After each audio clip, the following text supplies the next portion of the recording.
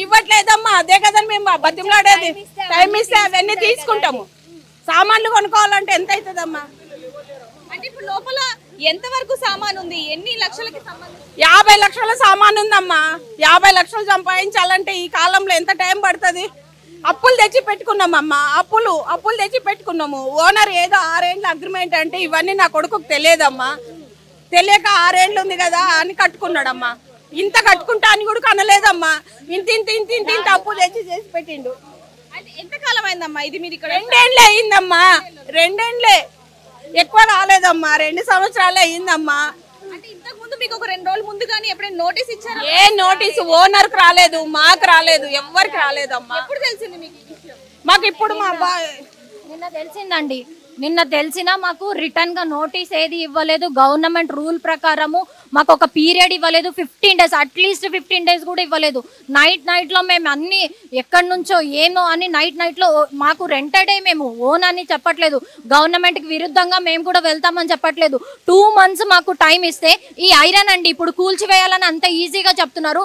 కూల్చేసే టైంలో ఎవరి మీద పడినా ప్రమాదమే అది. It's not an RC building. Iron కింద పడితే గవర్నమెంట్ రేవంత్ రెడ్డి వచ్చి సమాధానం చెప్తారా? ఇంకోటి డిస్మాండిల్ చేసిన తర్వాత రేవంత్ రెడ్డికి ఈ ఐరన్ ఏమన్నా ఉపయోగపడుతుందా? ఆయన తీసుకొని వెళ్ళి ఆయన ఇల్లుని ఏమైనా కట్టించుకుంటాడా? ఒక్క క్వశ్చన్, టైం ఇవ్వాలి minimum 3 months. Owner safe at the time of, ఆయన సేఫ్, ఆయన ఏదో రూల్ సేఫ్, మిగతా మధ్యవర్తులు ప్రాబ్లం కదా.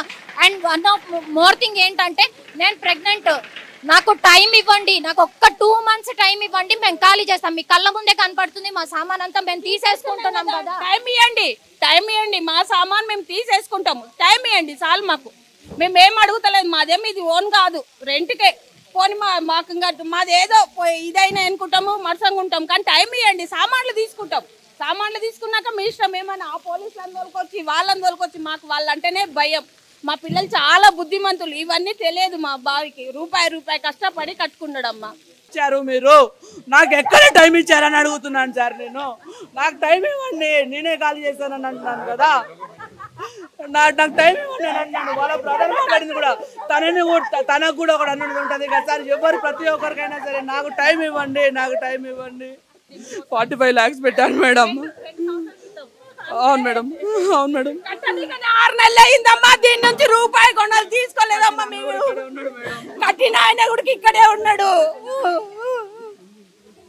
అంటే ఇక్కడ ఏంటి మొత్తం కూడా ఫుడ్ కి సంబంధించిందా? ఫుడ్ అమ్మా మంచి. నా కొడుకు ఏమన్నాడు, అమ్మా మంది హెల్తులు పాడైతున్నాయి, మనము వెనకడికి ఇత్తడికి నెల చేస్తుండ్రి కదా మీరు, అట్లా చేస్తే మంది ఫుడ్ తింటే వాళ్ళు గట్టిగా ఉంటారమ్మా.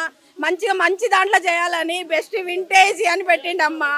వెనకటి దాంట్లో లాగా అంత గుడక లేదమ్మా. రూపాయి కష్టపడ్డాడు సార్ నా కొడుకు. రూపాయి కష్టం. అసలైన తొలి వెలుగు. ఫాలో వాట్సాప్ @తొలి వెలుగు official.